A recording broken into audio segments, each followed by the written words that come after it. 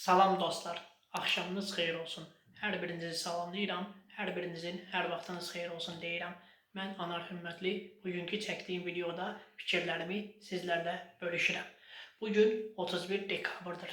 Dünya Azərbaycanlılarının həmrəylik günüdür.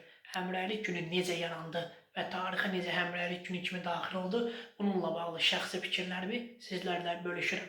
1980-ci illərin axırlarında Sovetlər Birliyinin dağılması prosesində Sovetlər Birliyinin tərkibində olan xalqlardan biri də bizim Azərbaycan xalqı oldu. Bu xalqların artıq milli oyanış dövrü kimi daxil olan bir dövrdə oldu. Həmin milli oyanış dövrü olan xalqlardan biri də Azərbaycan xalqının ilk dəfə milli oyanışı 1988-ci ilin noyabr ayının 17-si. Milli dirçəliş günü kimi daxil olan bir dövrdür. Ondan cəmi 1 il, 1 ay, 12 gün sonra isə 1989-cu ilin dekabr ayının 31-i Dünya Azərbaycanlılarının həmrəylik günü kimi daxil olan bir dövrdür. Bu həmrəylik günü necə yarandı? Yəni, bununla bağlı fikirlərimi sizlərlə bölüşürəm.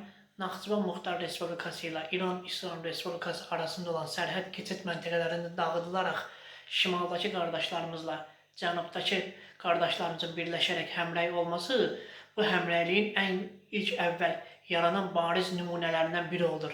Yəni, həmin vaxtlara çətin bir dövrdə bu xalqlar cənubdakı qardaşlarıyla birləşərək həmrəy olmasını dünyaya göstərən bir xalq olmuşuq. Bundan əlavə, artıq 90-cı illərdən bu bayramın xüsusi xalqın tarixində böyük bir bayramlardan olması hər il təntənəli surətdə qeyd olunan bayramlardan biridir.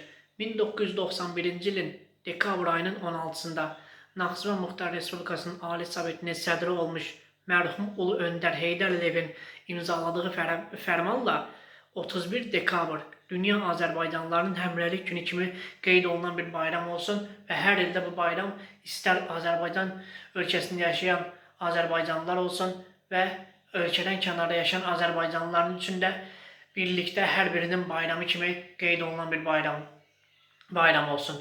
Bundan əlavə bir sözlə deyə bilərəm ki, həmrəylik günündən əlavə bu xalqın birlikdə həmrəy olmasını elə biz 44 günlük Vətən Savaşında görən bir xalqıq və bunu da dünya gördü ki, bu xalq həmrəy olanda hər bir işə qadir olan bir xalqdır. Elə 44 günlük Vətən Savaşında Azərbaycan xalqının ordu ilə birlikdə olması, düşmənə güc göstərib ərazi bütövlüyünü bərpa etməsi bunun bir daha həmrəyliyin bariz nümunələrindən biridir. Bir daha başda şəhid ailələri olmaqla və qazi qardaşlarımız olmaqla bütün Azərbaycanlıların, dünya Azərbaycanlılarının həmrəylik gününü və yeni il münasibəti ilə təbrik edirəm. İnşallah bu hər zaman birlikdə həmrəy olaq. İnşallah bu yeni ildə xalqımız üçün daha böyük, gözəl illərdən biri kimi yadda qalan il olsun. Bayramınız mübarək.